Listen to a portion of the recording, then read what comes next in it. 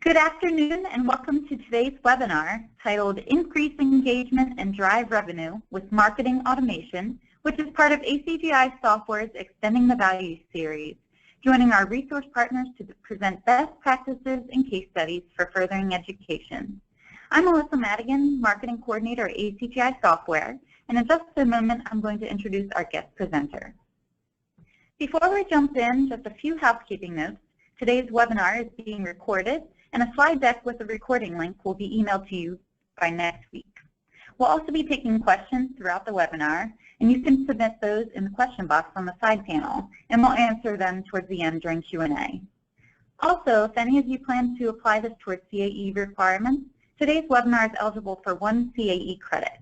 We are keeping records of attendance, so just please fill out the brief survey after the webinar, and we'll track that for you. So just a little bit about ACGI Software.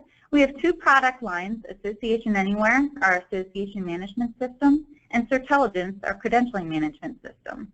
The company was founded in 1996, and we're headquartered in Columbia, Maryland.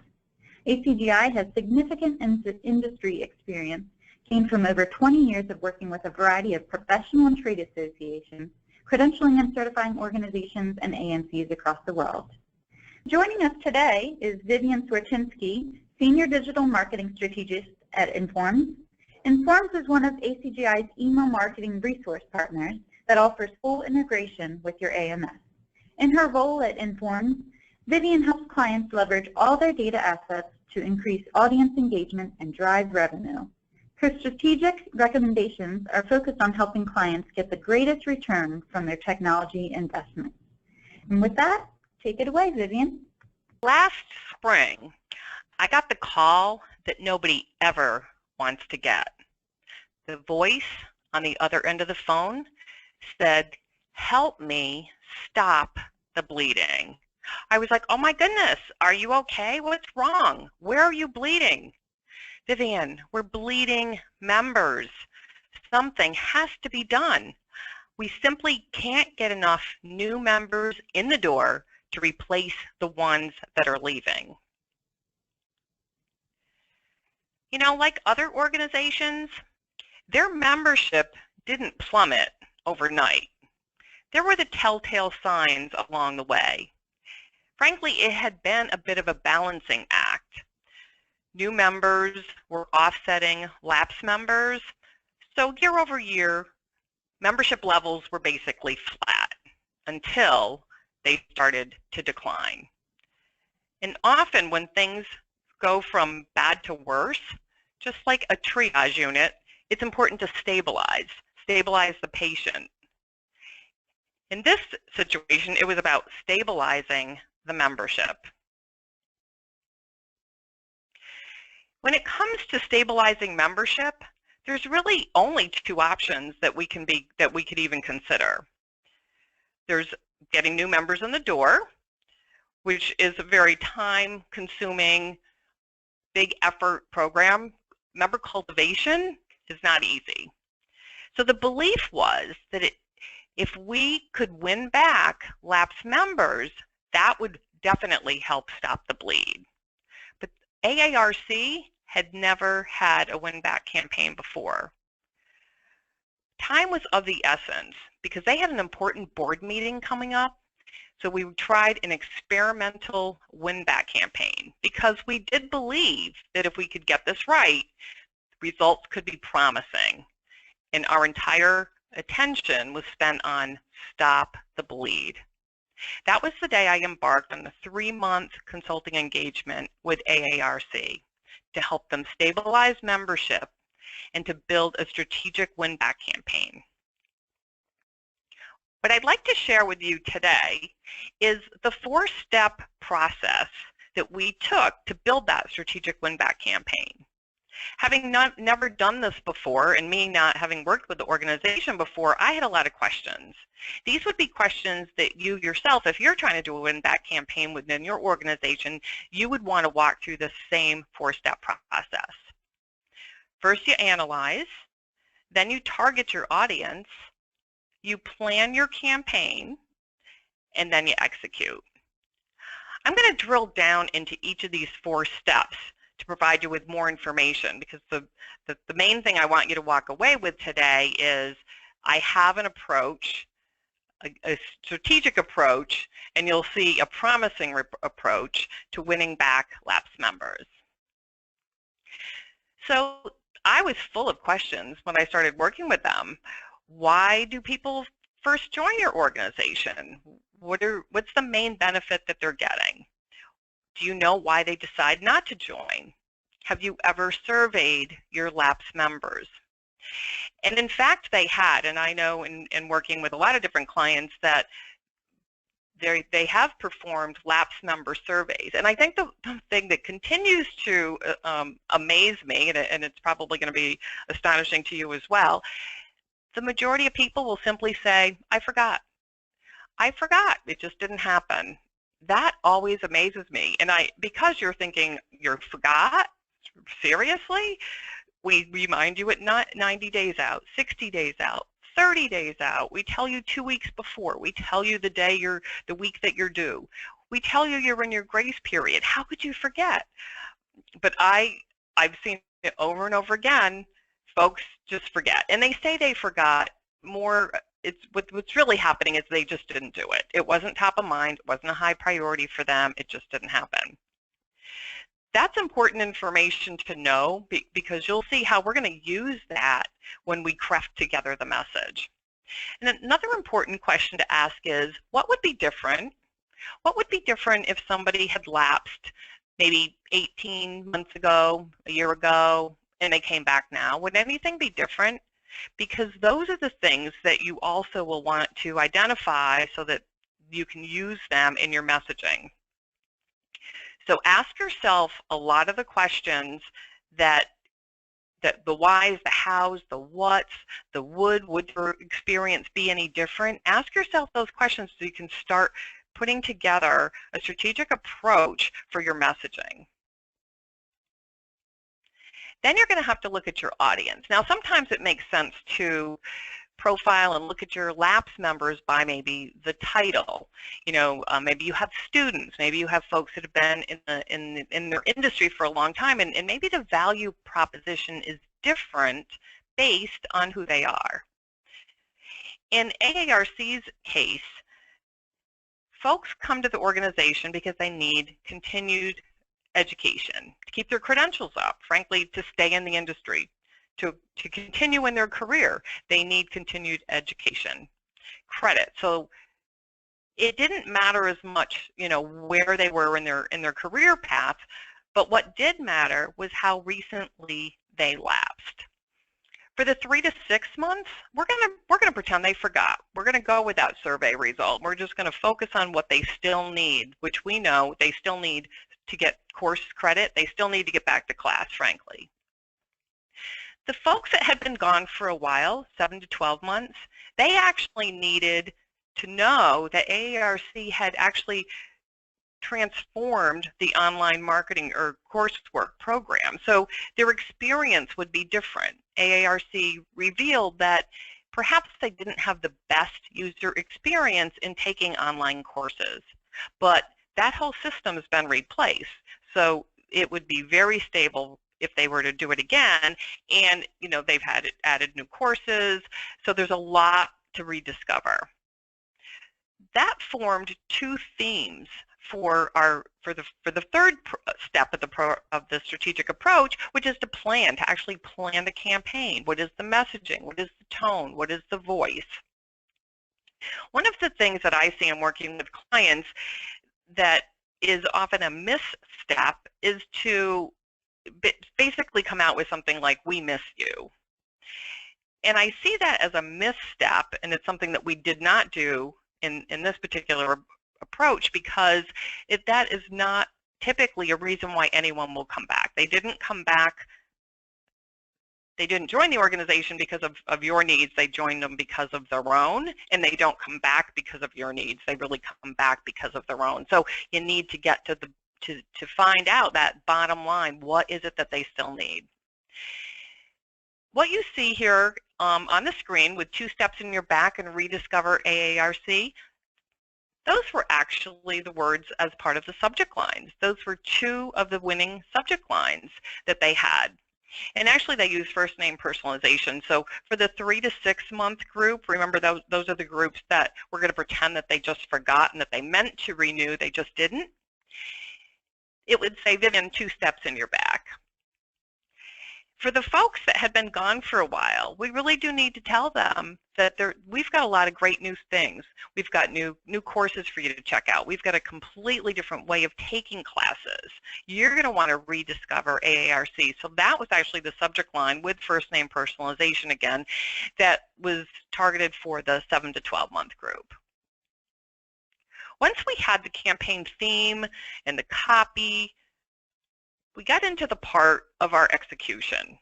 Now, one of the things that AARC did so well, they did a fantastic job of sample size testing.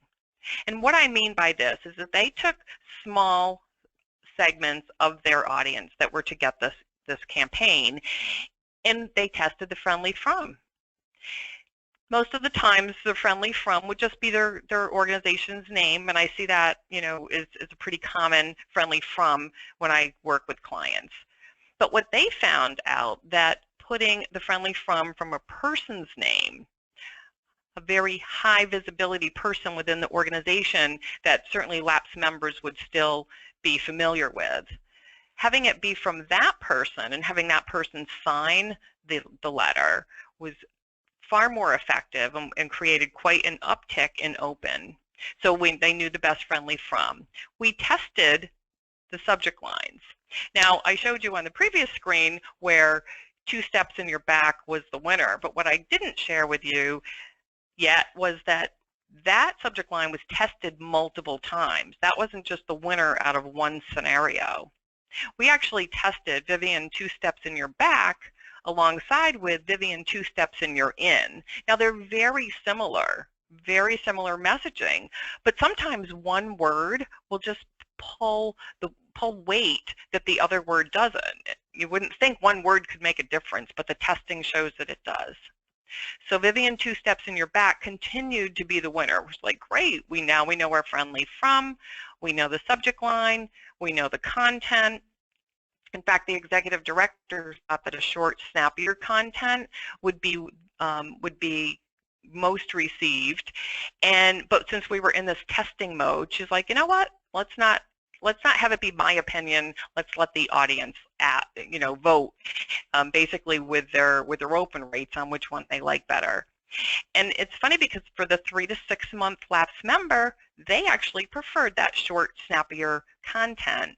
But those that had been gone for a while for the rediscover AARC, the longer content actually worked best for them. So we have everything that we need. We go ahead, we execute the mailing, and 800 members return in just 45 days. That was an amazing, amazing return of lapsed members. That brought in over $64,000 back into the organization. Now, I certainly didn't know what this lapsed member campaign was going to do. They didn't know what it was going to do. Needless to say, we were all thrilled by the quantity of having 800 members come back. And that was at a certain point in time. So when I, mentioned 800 members in 45 days, know that that number just kept going up and up and up. In fact, AARC presented this very same case study earlier in the year, and at that point they were up to like 2,300 members had come back.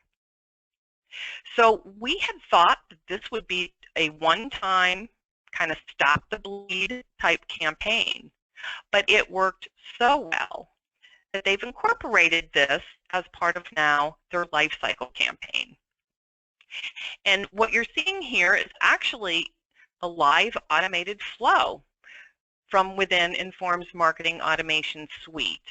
Our campaign designer is a tool. I kind of think of it as a virtual whiteboard. And there is drag and drop toolbar technology where you can just grab your mailings and your wait steps and design this flow. This is the AARC campaign flow.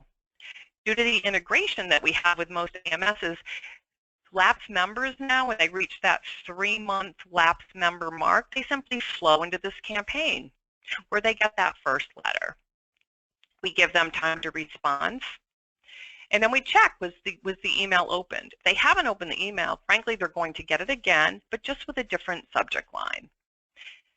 If they did open it but did not yet renew, they get a second appeal. We give them time to respond, and then we check again to see if the membership was renewed. And for those that definitely have renewed, by all means, you want to roll out that welcome mat, and then they get put into a welcome back campaign.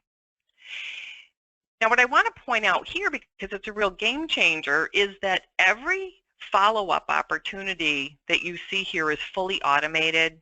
And with every follow-up opportunity, there's incremental folks that are coming back to the organization because of that next touch point. Now, AARC themselves said they wouldn't be able to sustain this if this was all a manual approach. Frankly, they wouldn't have the resources to be able to follow through on all of these different scenarios. So this is, as I said, now one of their life cycle campaigns that are just automatically happening. It happens at basically lights out.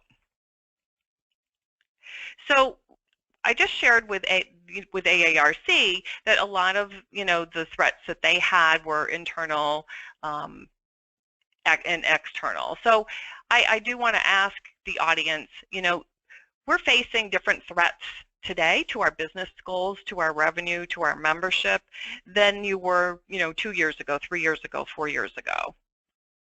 And we'd kind of like to ask if you're willing to share with us, where are your threats coming from? Are you facing some threats internally? Maybe process, procedure, old ways of doing things. Externally, maybe there's competition that you have today that you didn't have in the past, or maybe it's a combination of both. We'd like to launch a poll to see where your threats are most coming from.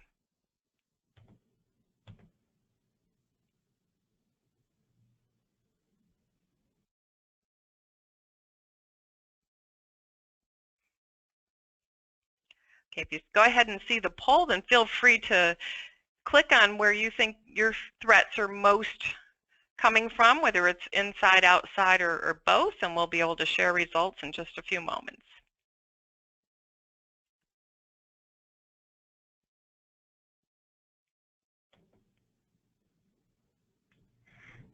Okay, Vivian, it looks like about 48% said external, 40% said both, and 12% said internal.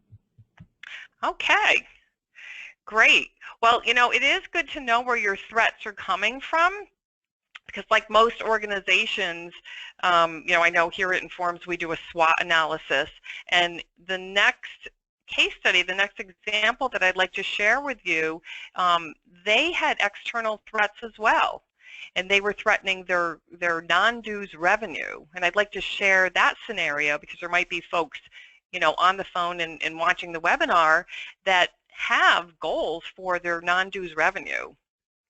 And those goals may be a bit threatened as well.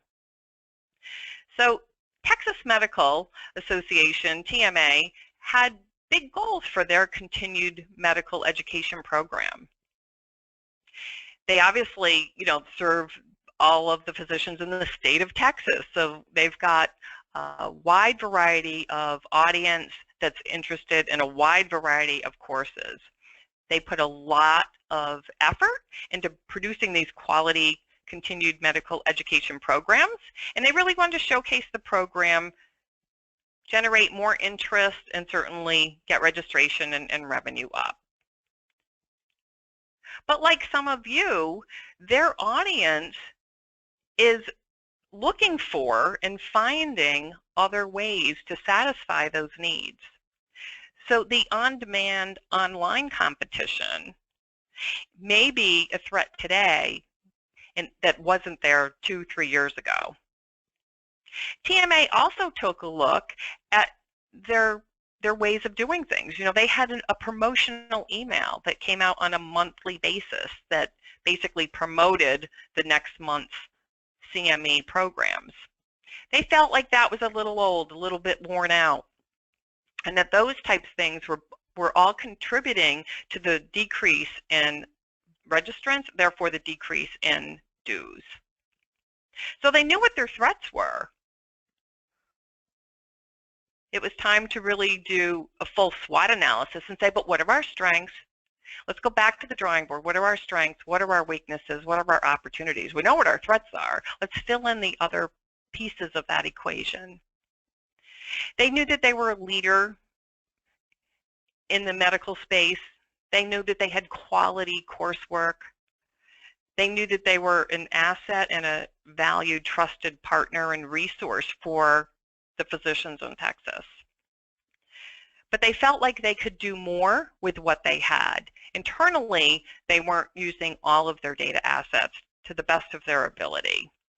And with marketing automation suites, they know that they have actually the ability to plug information from their AMS, interaction with their email, and even visitor and website activity to find out what their subscribers are most interested in, and being able to really leverage all of their data assets to more effectively communicate with their audience. That worn out promotional email definitely was the target. They looked at that and they said, you know what, we can do better than that. What you're seeing on the left was what they had.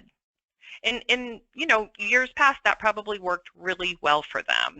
It was primarily all text, very little imagery.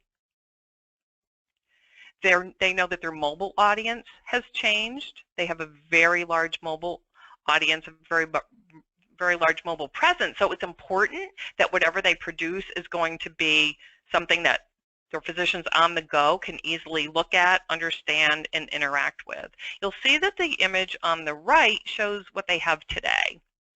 And I'm a big fan of using images to help tell the story. It actually cuts down on the amount of text that you need, so that the text that you do have is concise and it fully supports what you need. There's no excess conversation that needs to happen. It's very factual, and knowing that your audience, you've got physicians on the go, doctors, that are busy, give them the facts, make it easy, make it clean, make it clear.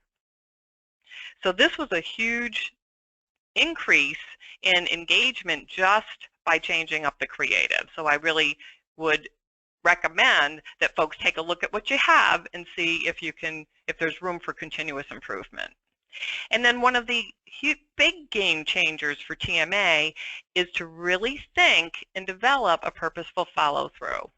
And I don't know if we have any golfers on the phone, but I'm told, not that I'm a golfer myself, but I'm told by golfing coaches that the follow-through is the most important thing. It's not about hitting the ball, it's about having the ball go where you need it to go. We can apply that to sending email. It's not about just hitting the send button, getting something out there, but if you have the opportunity to follow through, to remind, or to nurture, it can make all the difference in the world in the conversion rates. So TMA took that monthly newsletter that basically is saying, here's all of the CME program that you could join for, in the upcoming months, and they follow folks through. Those non-openers had another chance to see it. Folks that clicked on a particular course but didn't register got course-specific email giving more information about the course. The idea here is to observe and serve, and in doing that, you're saying, someone showed interest but didn't do the conversion. What might I be able to answer for them? They may have had some questions, some hesitations, and you're able to serve that next relevant piece of information. When doing this, changed it completely for them. Over the course of 6 months, they saw an increase of over 313% increase in revenue from those medical education programs. And just so that you know that this was not like a fluke, this was not like just 1 or 2 months, it was actually 2015 broken up in half. The first half of the year, they were executing as they always had. The second half of the year, they had all these new changes put in. In that second half of the year is where that 313% increase is coming in. So that is just fantastic results by some changes. So I really encourage you to take a look at your program, take a look at your follow through. Is there any gaps that you can close? Because just about everyone needs to be reminded, nurtured, and followed through. Typically one effort to get somebody to go from A to Z is never enough. And one of the best aha moments that actually came from this, and I was so excited to share this, and they said, "What, this was in front of us all the time." One of the greatest things that they found from this, and this is from the campaign reporting, is that, oh my goodness, we have non-members taking these courses, and then they're not getting any follow-up from us once these courses end. Because they're not a member, they're not getting pulled into our segmentation to get communication with effect. That was a huge miss for them, but it became apparent when they were able to see the campaign and the robust reporting they have now within Informs. They were like, oh my goodness, we totally missed this. So now, of course, they're putting together a campaign to be able to follow folks through and follow up with the non-members to let them know that member benefits, they could be getting discounts in these programs. I have another example that I'd love to share with you. It's the Florida Association of Insurance Agents, FAIA. And this is really about the evolution of member engagement, and it starts with brand new members.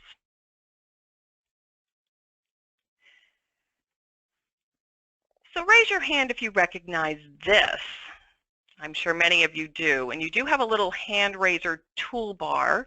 If you want to raise your hand, if you know what this is, feel free to do so. Many of you are seeing that this, in fact, is that lovely welcome packet. It actually reminds me of when you have a new employee years ago. The HR department used to give you this huge employee packet, and you were so excited about your new job. You looked through it that night, maybe the next, but then that stayed on your coffee table, never to be opened again. That's pretty much what happens to these big new member welcome packets. But the real problem is you can't measure it. I mean, perhaps folks are reading it, but how would you know? It's quite costly between the print and postage, and you can't measure it. So when that was challenged, the organization moved to a good-looking small dump, and they had actually affectionately nicknamed that big welcome packet as the big dump. So now they were sending out this small dump, and it was definitely better looking. The information was much more prioritized, and one brochure is on top of the other, and you can certainly put them in the order of importance. And it directs folks, to the website, but you can't really tell if it's working. That was still a problem. I mean, how do you measure the effectiveness? How do you know what part of this is or isn't working? Just didn't give any metrics at all to be able to do something with. So finally convinced that they need to go digital. An email delivery system which was part of their AMS. But it lacked some robust reporting. So they knew it was going out, but it wasn't mobile optimized. And they kind of felt like, well, this was a good step and we're moving in the right direction, but we really need something more powerful. We need to really have deep, robust analytics. So it was at this point that they actually had come to Informs, and they sent an automated welcome email. And it was good, but it was not great. They were hoping for more. But one of the things that they saw that they could improve upon is that now they had this welcome email, this onboarding experience, all in a digital email. It was great, but similar to that small dump, they had a lot of information in there. They had a lot of information, and people just frankly weren't scrolling all the way down to get to it.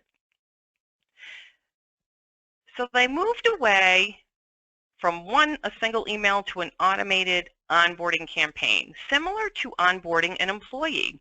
What do they need to know on day one? Get them plugged in. They split it into 3 concise emails, 1 or 2 messages per email. Very focused call to action, again, thinking about what do they need to know first. Do they need to, here's your username, reset your password, fill out your profile. What do they need to do to get plugged in? Because you want them to get plugged in as soon as possible. Once they've done that, great. Now you're there. Now here's the second bit of and most important information that you're going to want to know so that you can get full benefit of the membership. So now they have this, and open rates, engagement rates went from under 20% all the way up to 63%. And Sue is, she actually presented on this earlier this summer at a trade show, and she was saying that, number one, snackable, bite-sized information, giving them time to digest, take action, and then give them that next important bit of information. And the other thing is that she said with the single email, they were kind of giving just folks one opportunity to see it. If you missed that, you missed it. But with the 3-part welcome series, folks have an opportunity. If I missed email 1, I'm still getting in on 2 and 3, and I might actually go back and try to look for 1. But now they had 3 opportunities to engage new members. And again, what this looks like in an automated flow, it's very simple, very simplistic. Brand new members come in through the integration, folks just flow into that start button, they get the first one, you're setting email cadence here. In this case, they're waiting 3 weeks, and then they're getting, get to know how to get plugged in. Here you go, 3 weeks. So they've got a set of 3 emails over this time period, which mimics their cadence, sets expectations, gets people engaged and involved. Now, one of the things that's not represented here, but I really like, and one of the things that I usually recommend if folks are doing a welcome series, is would you want to know if you sent 3 emails to a new member and they didn't open any of them? If they've done nothing, if they've not gone to your website, they didn't, set up their profile, they didn't even log in. If they've done nothing, would you want to know about it now? I would. I'd want to know about it now versus waiting half a year, or even worse, when you're trying to renew. Maybe we have something wrong. Maybe they're not getting it.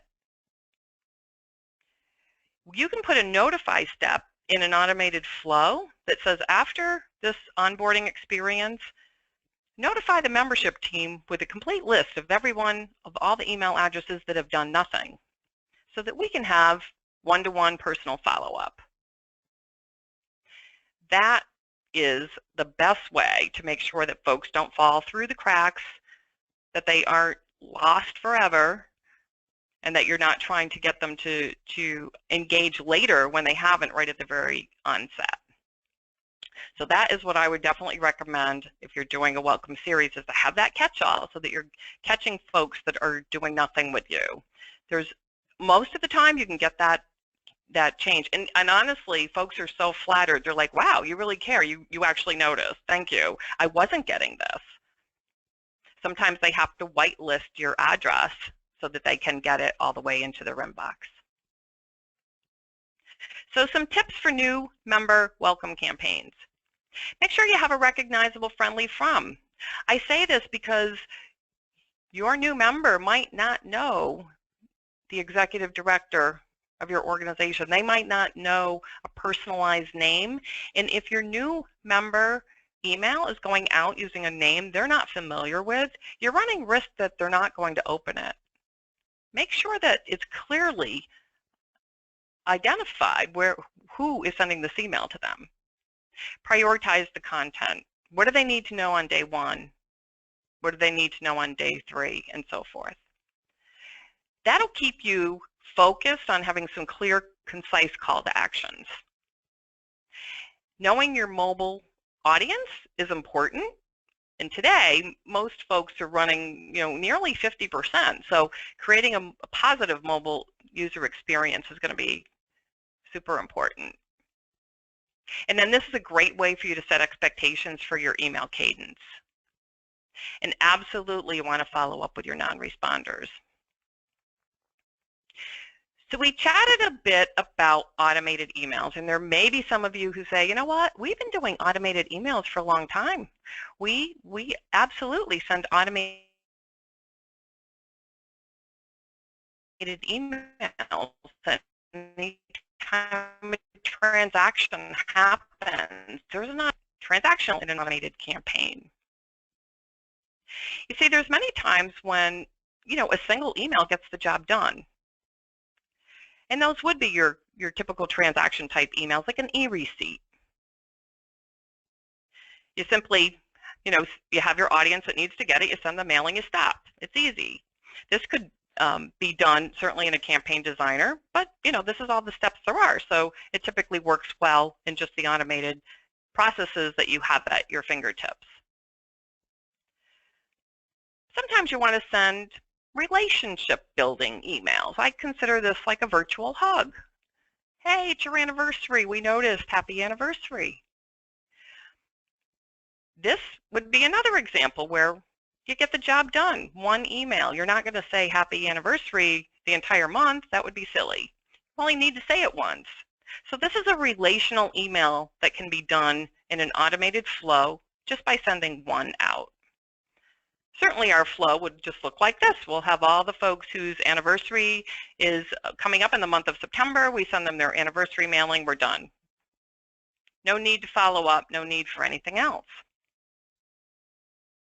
What about happy birthday? Most folks would say, yep, that's just an automated single email. And if all you're going to say is happy birthday, you're absolutely correct. But what if you sweeten the deal a little bit? What if you're giving them a present? Celebrate your birthday, 15% off. Ooh. If you are going to give them something else, you absolutely have opportunity to follow up. And whenever you have an opportunity to follow up, to remind, or to nurture, the best tool for that is an automated campaign. Our birthday flow would look something like this. We'll have all the folks whose birthday is coming up in September. We give them the birthday email with the coupon, and then we're going to wait maybe mid-month. We're going to check, did they redeem that coupon? If yes, great. If no, we absolutely want to give them that birthday coupon reminder. The reason why most folks aren't doing this is because they don't have the bandwidth. They don't have the time. Most folks would say, I totally agree with the concept. I have so much to do already. I simply can't make this happen. That is why marketing automation is becoming as popular as it is, because you want to get all of those opportunities. You don't want to miss out on anything, and your resource levels probably aren't going to change dramatically. You're probably not going to get 3 more marketing folks to help you within the next several weeks or months. So marketing automation is about using your database, using your web activity, visitor activity, and your email together, and having tool sets that bring this together so that you in fact can communicate more effectively and efficiently with the size team that you have. So just some key takeaways. I'm a fan, I'm a strategist, so I help our clients use all your data assets. You've made a big investment in your AMS and your website. And if you can use an email platform that brings that all together, that where you can use that. Did they Did they start to sign up on my website for something but didn't finish the transaction page? Do I want to follow up on that? That's your typical abandoned cart email that you get from all of your retail friends. You want to create compelling content. Think about what the audience needs. Think less about what you need and more about what they need.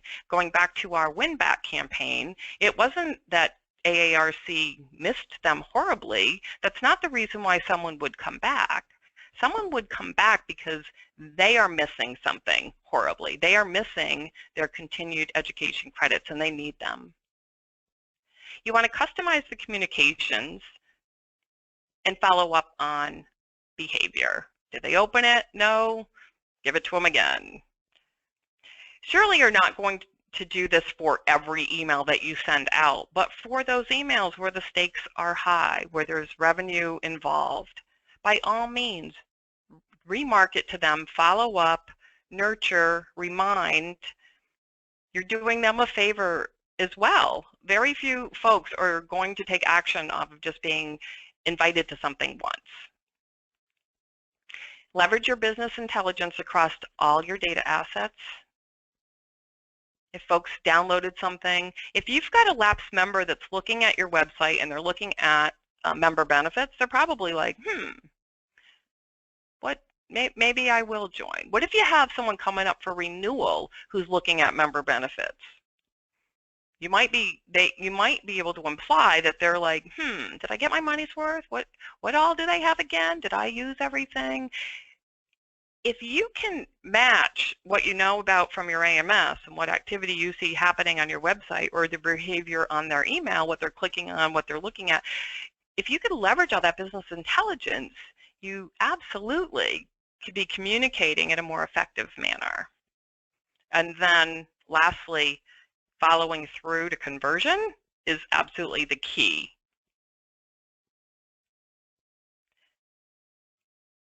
So with that, I will kind of take a pause here. Melissa, we may have had some questions come in, and I know that we certainly want to allow time for Q&A. We do. Thank you so much, Vivian. So I do have a question, and you might have already answered this, but maybe you can just reiterate. They asked, can you provide an example of the remarketing steps? I believe you mentioned them on an earlier slide. Absolutely. So the remarketing step is simply the following through on a behavior and branching off and giving them that next piece of communication. For instance, remarketing would be somebody who clicked but didn't convert. You're going to remarket to them with the relevant communication based on what they just did. So the non-openers, you want to remarket to them. They didn't even see the original. They didn't open it. You might want to, you don't have to change the copy, resend it, different subject line. Those that opened, and maybe there's a couple of different things inside the email and they're showing interest because they clicked, that bounces them to your website, but they don't go all the way to a conversion. Maybe they're checking out your annual event. You want to remarket to them. What questions might they have that cause them to not register right now? So it's remarketing is a term that certainly the commercial folks, and I had worked in the commercial space for a number of years, and so they follow up on audience behavior and send them that next relevant piece of information. Okay. Another one is, we're a small team, would marketing automation be a viable option for us? Absolutely. That is probably the biggest misconception when I'm out, in front of audiences and chatting and doing some strategy work, is that there's a perception that, that's for really large organizations that have really big marketing teams. And some of our clients that are doing the most with marketing automation have the smallest of teams.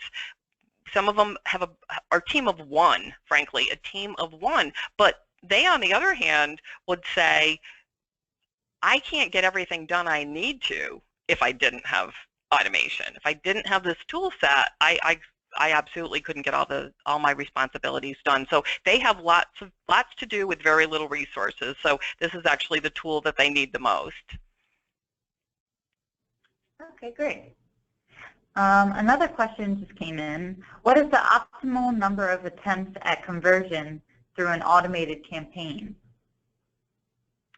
Well, that's a very good question, and I would say, what is it that you're proposing?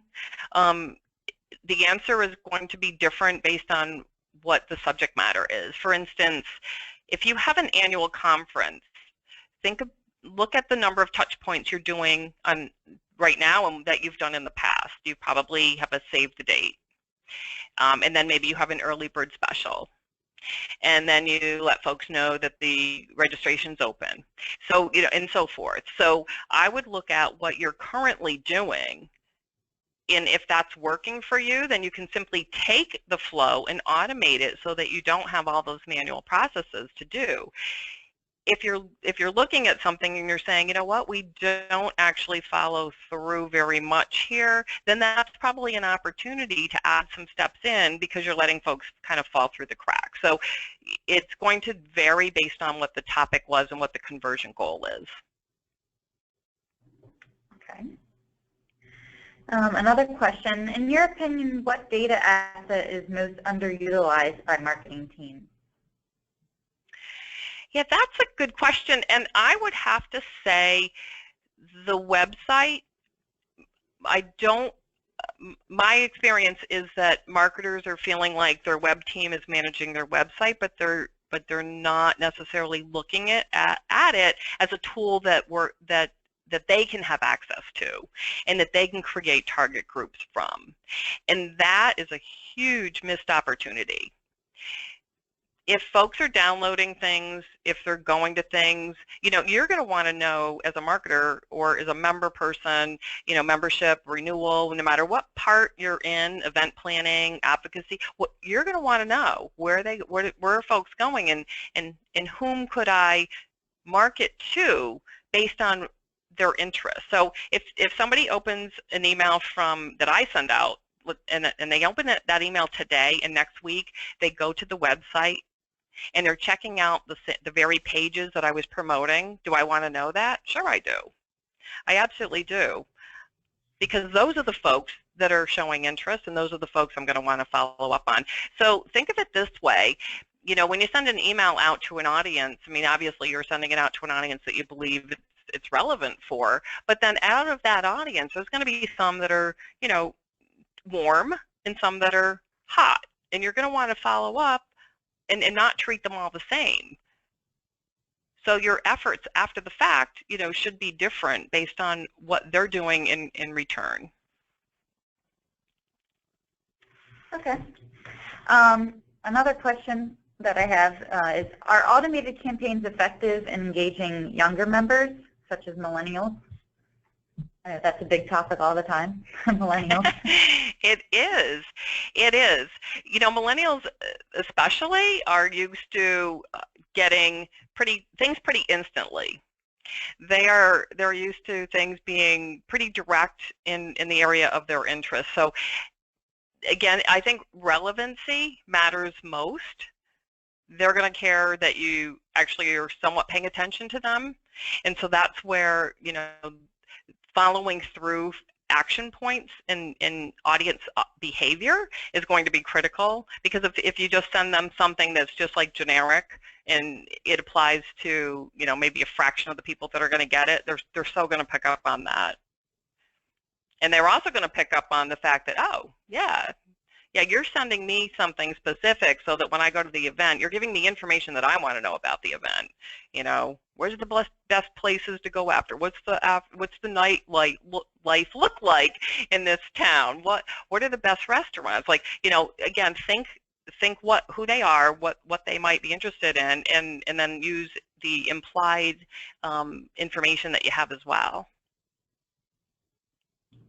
Okay. Another question. Do you have any good examples of privacy policies, because you are collecting lots more data on members that an association never collected before? Well, you're actually if they don't want the only information you're really collecting is the website information, and if they don't enable cookies, then you're not going to be getting that. That's the same as Google Analytics. Most everybody probably on this webinar today, you have Google Analytics happening on your website, and it operates exactly the same way. So if somebody clears their cookies or does not enable them, you're not going to get that information from them. There should be always a privacy policy that you have stated, but that's the only area that it actually does put the user in control, because they don't have to grant access to any of those things. And that should probably all be stated in your privacy policy already. Okay, I've got another question. We've just got a few minutes left. For those of us who aren't web people, can you explain how you or Informs grabs that website data, visitor data, I guess they're saying? Yes, absolutely. And this again is the user allows that if they have, you know, if their settings on their computer actually is going to control what you can get. Now, you're not going to be able to get visitor information on folks that are not part of your email subscriber list, but this is how it works. It's a small snippet of code that your web team would put on. Literally takes, you know, less than 30 minutes to take the code that's automatically generated, and they put it on there on the main web page. They, you know, if you have Google Analytics, they've done this before. They would know exactly what to do. So applying it is very easy. Now, how it works is that when an email gets sent from Informs to your audience, and they open it, that's how you get your open and clicks data anyway. It's all tracked, so we know who they are. When they go back to the website, we're now going to recognize them as well, just through that little bit of code that's on your website. So now you're going to be able to see your extended reach of your email marketing efforts, because you're going to say, hey, registration's open for our event. Someone might not click right through to that email at this very moment and go register. They might click through to the email, look at it, and say, yep, I'm going to get back to this later. When they go back to it later and go directly to your website, now you're able to see, oh, they got the email, oh, they're visiting the website. So you're going to know that information for your audience. You're not going to know that information for some random person that you don't have permission to email to that lands on your website. You're only going to know it for your own subscriber list, which is the group that you have permission to email. Okay, I think that was the last question that we had. So I'm going to go ahead and change controls back to me, to my screen here. There we go.